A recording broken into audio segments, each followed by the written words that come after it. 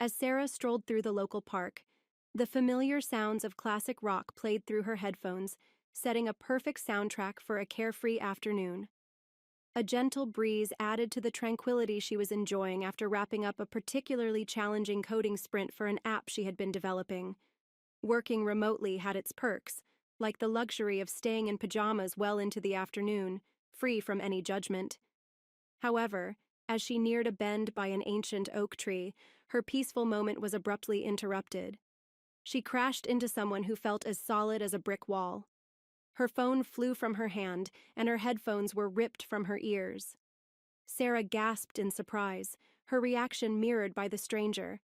"Oh no, I'm so sorry," she exclaimed, quickly scrambling to her feet and brushing off her jeans. The brick wall turned out to be a young man, probably around her age, with tousled brown hair and a sheepish smile. He had already picked up her phone and was inspecting it for damage. "No worries, just keep an eye out next time you're lost in the music," he teased, handing her back her phone, thankfully undamaged. "Thanks, and you're right, I was totally lost in the music. I'm Sarah," she introduced herself, still slightly flustered but appreciative of his relaxed attitude. "I'm Ethan," he said, his gaze flicking to her phone. "Looks like you've got great taste in music." They shared a laugh, and Sarah noticed a frisbee in his hand. "Do you play?" she asked, pointing at it. "Yeah, I was about to play with my friends Liam, Noah, and Caleb, but they bailed. Want to join me?" Ethan offered. "Not really, but I'm open to trying something new," Sarah replied with a shrug. She had no other plans, and he seemed like good company. "Great, I'll teach you," Ethan grinned, his enthusiasm sparking her curiosity. The next hour flew by as they tossed the frisbee back and forth, chatting about everything from their favorite bands to their careers. It turned out that Ethan was an engineer at a local tech startup, so they had a lot to discuss, both being involved in the tech industry. The conversation flowed easily, like catching up with an old friend. As the sun began to set, Ethan glanced at his watch. "Hungry? I was planning to grab a bite at the cafe across the street. Want to join me?" Sarah realized she was quite famished. "Sure, let's go." "But if they have chili fries, I'm not sharing," she warned with a playful grin. "Ha! Challenge accepted. Let's see if their chili fries live up to the hype," Ethan laughed as they headed for the cafe. By the time they parted ways, it was clear that this wasn't a one-time meeting. Ethan asked for her number, and Sarah happily gave it to him, feeling a flutter of excitement, knowing this could be the start of something special. Several months into their relationship, things with Ethan were going wonderfully. But as with any story that seems too perfect, there was a shadow looming. That shadow was Agnes, Ethan's mother. "So, you're finally going to meet my mom," Ethan said one Saturday morning over breakfast, his tone a mix of amusement and mild caution. "Just so you know, she can be pretty intense," he warned. "Oh, like secret government conspiracy intense, or more like she believes in aliens?" Sarah joked, trying to keep the mood light.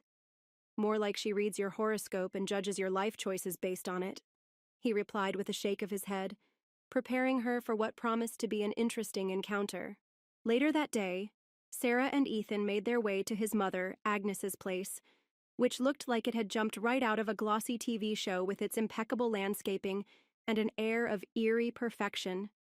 Ethan knocked, and almost immediately, the door swung open to reveal Agnes. She stood there in a vibrant floral dress that seemed to declare her dominance over the household. "Ethan, and you must be Sarah," Agnes said, sizing her up as if she were an exhibit in her personal museum. Come in, come in." Stepping inside, Sarah felt like she had been transported back to the 1960s. The living room was a shrine to that era's decor, complete with a massive bookshelf brimming with astrology books and, believe it or not, a crystal ball perched on the coffee table. Without wasting a moment, Agnes turned to her, her curiosity barely contained. "So, Sarah, when's your birthday?" she inquired the moment they settled onto her vintage floral couch. "April 19th, Sarah replied, slightly thrown off by her abrupt dive into astrology. "Aries, huh?" She murmured, brow furrowed as she consulted one of her many books. And Ethan here is a Pisces. Not the best match astrologically speaking, you do know that, right? Ethan rolled his eyes at her, an apologetic look on his face. Mom, come on, not everyone believes in that stuff.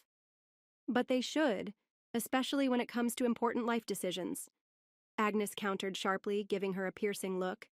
You see, Sarah, Aries are headstrong and impulsive, and Pisces are dreamers, sensitive. It can lead to conflicts, you know. Sarah wasn't sure how to react to being analyzed like a character in her astrological play, just minutes after meeting her. Well, we've been getting along just fine so far, Sarah said, trying to keep the peace but also standing her ground. Agnes hummed disapprovingly, her fingers drumming on her astrology book. We'll see about that. Life's not just about the good times, dear. The rest of the visit was just as awkward. Agnes kept talking about ensuring compatibility and the dangers of retrogrades. It was almost surreal hearing all that came out of her. Ethan was extremely apologetic as they drove home. Sorry about that. She can be a bit much, he confessed, clearly embarrassed. A bit much, Ethan? She basically suggested we're doomed because I'm an Aries, Sarah half joked, trying to lighten the mood, though she was a bit stung by the whole ordeal. Driving back, Sarah pondered over everything. Agnes was definitely formidable, but she was not about to let her or her astrological chart steer her relationship. She liked Ethan, and no cosmic misalignment was going to deter her. Fast forward a year, and despite all the astrological hurdles Agnes tried to place in their path, Ethan proposed. They were at their favorite pizza place when he nervously slid the ring box across the table. Sarah, will you marry me? He blurted out, almost spilling his drink. Sarah was so surprised that she nearly choked on her pizza slice. Hell yes! She exclaimed after regaining her composure. The restaurant erupted in applause, and there Sarah was, laugh-crying, overwhelmed by the moment. Planning the wedding, however, was far from simple. Between drafting a guest list and selecting a venue, Agnes's incessant commentary was the last thing they needed. You know, Sarah, Mars is in retrograde around your wedding date. That's not a good sign, she cautioned one afternoon as they reviewed floral arrangements at her place. Sarah rolled her eyes so hard they nearly got stuck. Agnes's penchant for cosmic caution was becoming a real test of patience. Ignoring astrological signs, Sarah and Ethan set their wedding date based on the availability of their favorite venue, a place that held special meaning for them. When the big day arrived, it was perfect. Sunny skies and mild temperatures set the scene, and all their friends and family were there, enjoying themselves. Even Agnes managed to crack a smile, though it seemed a bit strained. After the ceremony during the reception, Agnes pulled Sarah aside, her face serious, echoing their previous conversations. Sarah, I still think you should reconsider this union. You might be happy now, but what about when the stars shift? She warned. Sarah had reached her limit. Agnes, I'm married to your son now, and I'm not reconsidering anything. We're happy, and that's what matters. Her lips pursed slightly, and she scanned the room as if expecting celestial signs to intervene. You're ignoring the signs, Sarah, but remember, I warned you. Duly noted, Agnes. Now, if you'll excuse me, I'm going to dance with my husband at our wedding, which, by the way, is going wonderfully, despite the bad signs, Sarah replied, turning away to join Ethan, who gave her a supportive thumbs up from across the room. They spent the rest of the evening dancing, laughing, and savoring every moment. Life as a newlywed had felt like a blissful dream, but as with all dreams, reality has a way of asserting itself. For Sarah, Agnes's relentless comments were that harsh reality. Every visit seemed to carry an air of disapproval, no matter the occasion. One Sunday afternoon at Agnes's house, Sarah hoped for a quiet gathering, but Agnes had other plans. So, Sarah, Agnes began, serving tea. Still no good news on the baby front? I read that some people are just cursed with bad energy. Sarah almost choked on her tea in surprise. Agnes, really? That's not how it works. We've seen Dr. Miller, everything's fine. These things take time. Or maybe it's just not meant to be. Agnes shrugged, sipping her tea nonchalantly as if she hadn't just said something outrageous. Sarah was seething, but Ethan's hand, gently squeezing hers under the table, silently urged her to stay calm. So, Sarah shifted the conversation. Actually, we've been house hunting. We found a great place and we're thinking about putting in an offer. Agnes raised an eyebrow. A house, huh? And how are you affording that? Ethan's doing well, but houses aren't cheap. Feeling proud of their hard work and financial independence, Sarah replied, Actually, I've been doing well with app development. We're contributing equally. Agnes scoffed, setting her tea down with unnecessary force. Well, isn't that convenient? Living off my son and now spending his money on a house? Her words stung. They left shortly after, with her cutting remarks lingering in the air, making Sarah feel as though nothing she did was ever enough to change Agnes's view of her. The process of buying their house, however, was a refreshing break from dealing with Agnes. They found a beautiful place that was perfect for them and moved in a few months later. Sarah hoped that owning their new home would prove to Agnes that she wasn't the gold digger she had been painted as, but instead, it seemed to only fuel Agnes's suspicions.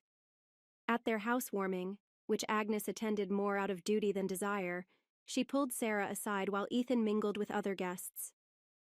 Must be nice, living large on someone else's dime, Agnes said, a sly smile on her face. We both know the situation, don't we? Just make sure Ethan remains unaware of your secret little adventures, she whispered, her eyes darting around to ensure their conversation was private. Sarah was taken aback, a mix of shock and indignation on her face. What are you implying? I've never been unfaithful to Ethan, and I never will. How could you even accuse me of that? Agnes simply smirked and walked away, leaving Sarah simmering with anger. Later, word reached her through friends that Agnes was spreading rumors, calling her unfaithful and a parasite on Ethan. That was Sarah's breaking point. When she and Ethan were alone, she finally let it all out. Your mother is spreading horrible rumors about me, Ethan. I can't take it anymore. Ethan's anger mirrored hers. She did what? That's it. I'm going to talk to her. This has to stop. He confronted Agnes, giving her an ultimatum. Stop the accusations, or she wouldn't be welcome in their home anymore. Agnes didn't take kindly to his warning. The next day, she called, furious. You're trying to separate me from my son, you witch. I know your game, bringing men over when Ethan isn't here. I'm not blind. Her words were meant to hurt, but Sarah had had enough. Believe whatever you want, Agnes, but if you continue spreading lies, you'll regret it. This is my home and I won't be intimidated here. After that, they limited her visits. For a while, peace returned, but Sarah knew it was just a temporary calm, the calm before the next storm. The unease began anew. One day at the supermarket, as Sarah loaded groceries into her car, a prickly sensation crept up her spine, the unsettling feeling of being watched. She scanned her surroundings and spotted a man at the edge of the parking lot, his gaze fixed on her. Although it felt odd, she dismissed it as paranoia. However, the feeling persisted. Days later, at a cafe near their home, the same man was there again, feigning interest in a newspaper, but clearly observing her. Her pulse quickened. Was she being followed? When she spotted him a third time standing across the street from their house, panic set in. This was no coincidence. He was tracking her. That evening, Sarah confided in Ethan. There's this man I keep seeing around and it feels like he's following me. Ethan was concerned but suggested a rational approach. Are you sure? Maybe you're just stressed. Why not take a few days off? Do some yoga, relax. Though skeptical, she agreed to try. Sarah resumed her yoga and meditation, hoping to ease her mind, but the sense of being watched persisted. Finally, unable to shake her suspicions, she returned to the supermarket. As predicted, he was there. Confronting him, she demanded answers, phone camera at the ready. Why are you following me? Who are you? He seemed startled and tried to leave, but Sarah was quicker, snapping pictures. "I've called the police," she lied, provoking a panicked response. "Wait, listen. I'm not here to harm you. I'm a private investigator, Vincent. I can't disclose more." Later, in their house parking lot, Ethan demanded the truth, physically restraining him. "Talk now, or I'm calling the cops." Under pressure, he confessed. "Look, I was hired by your mother. She wanted evidence of infidelity, but I swear, I found nothing. There's nothing to find," Ethan exclaimed as he dialed Agnes's number. "Mom, why on earth would you hire someone to follow Sarah? Don't show up at our house again. You're not welcome anymore." The next day, Ethan was a whirlwind of action, installing security cameras around their home. "With stunts like these, who knows what else she might try," he said, his words tinged with frustration. After the unsettling events with Agnes and the private investigator, Ethan proposed the perfect antidote: a vacation just for the two of them, away from the turmoil they found themselves in. They found a quaint beach town, surrounded only by the soothing sounds of waves and seagulls. It was the ideal retreat. For the first time in ages, Sarah relaxed under the sun with a book, free from prying eyes or hidden motives. When they returned home, she carried with her a newfound peace, which only deepened when she discovered something miraculous. She was pregnant. After years of trying and enduring Agnes's harshness, it had finally happened. But with the joy came a fierce protectiveness. Considering Agnes's recent behavior, the last thing Sarah wanted was to expose their newfound happiness to any risk. They chose to keep the pregnancy a secret, especially from Agnes. "Let's just share this with my parents, John and Linda, for now," Sarah suggested to Ethan, who was ecstatic about the news. "I don't want my mom's negativity ruining this." He agreed. "We'll announce it to everyone else when we're ready." Working from home made it easier to conceal her growing belly. Sarah switched to looser shirts and flowy dresses whenever she went out. Though there wasn't much to hide yet, she was past her first trimester, but surprisingly, there wasn't much of a bump. During a checkup, Sarah voiced her concerns to Dr. Miller, who reassured her with a smile. "Every woman's body is different, Sarah. As long as the baby is healthy and the scans are normal, there's no need to worry." As the weeks turned into months, the little life growing inside her remained a cherished secret, shared only with Ethan and her parents. They spent evenings in the future nursery, discussing and dreaming.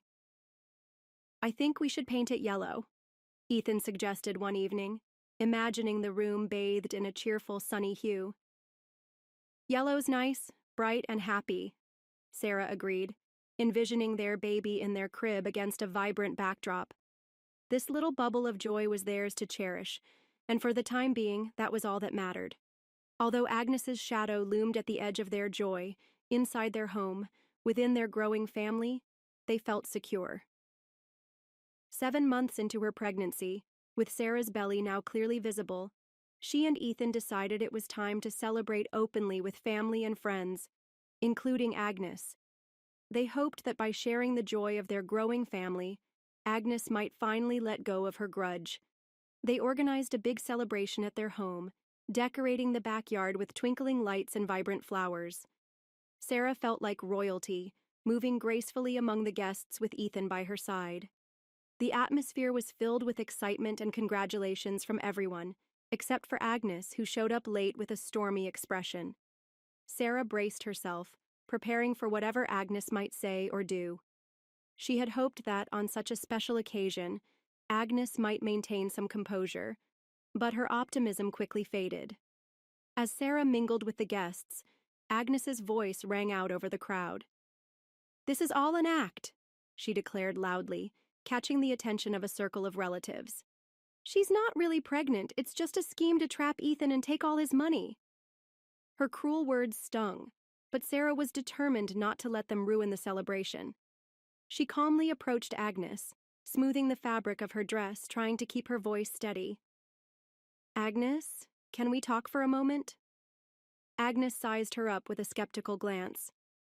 "What's there to talk about? You think you can fool everyone? But you can't fool me. Taking a deep breath to keep her composure, Sarah replied, I am genuinely pregnant, Agnes. It's Ethan's baby, and it's real.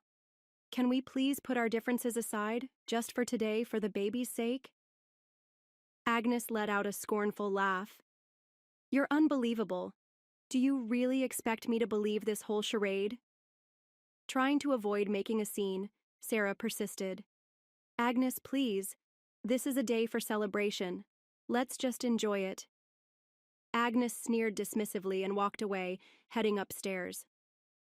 Sarah hesitated for a moment, but then followed, fearing that Agnes might continue her hateful talk. Upstairs, Sarah found her standing there, visibly enraged. Agnes, why can't you just be happy for us? In a month you'll see there's going to be a real baby, Sarah said, trying to reason with her. Agnes turned, her eyes icy and full of contempt. There is no baby. You've always been a fraud, Cher. The words hit Sarah like a punch to the gut, and tears began to well in her eyes.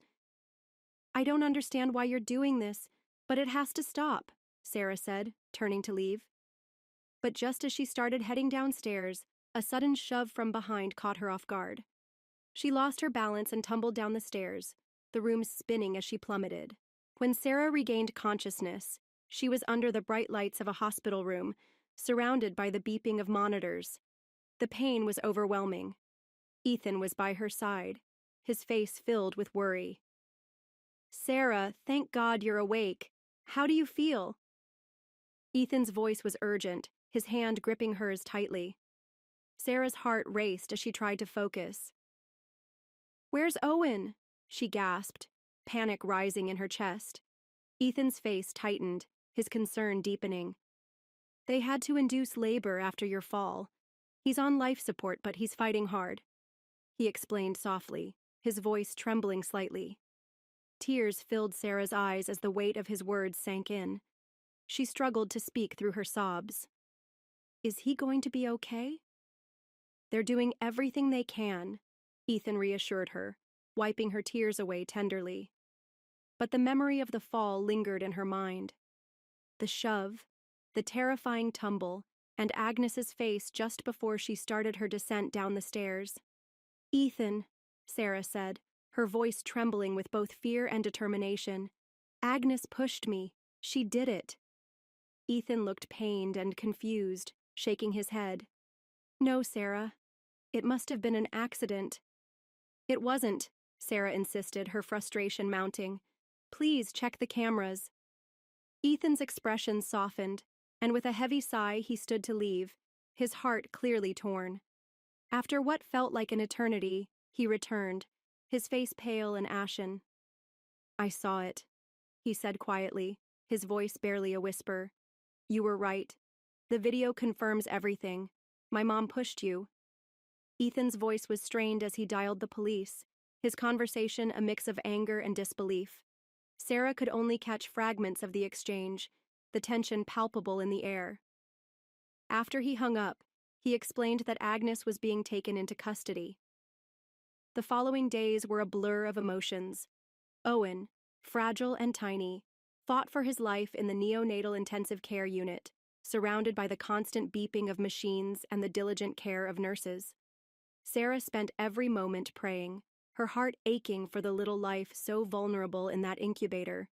Agnes, meanwhile, faced charges. Her defense in court was almost laughable.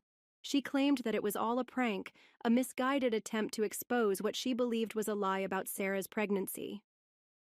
I didn't mean any harm, she protested, her voice almost pleading. I just wanted everyone to see the truth. But the evidence was undeniable. The video clearly showed her actions. The judge found her guilty and sentenced her to 3 years in prison, ordering her to pay restitution. The sale of her house was mandated to cover the medical and rehabilitation costs for their son. As time went on, Owen grew stronger. The rehabilitation was difficult, full of countless appointments and therapies, but Owen proved resilient, slowly catching up with his peers.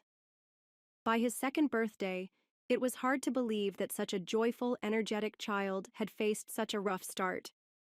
Through it all, Ethan and Sarah's relationship only deepened, their bond solidified by the challenges they had faced together. As for Agnes, her actions had destroyed any chance of reconciliation.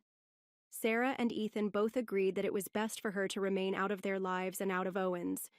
It was a difficult decision, but one they knew was necessary for the safety and happiness of their family.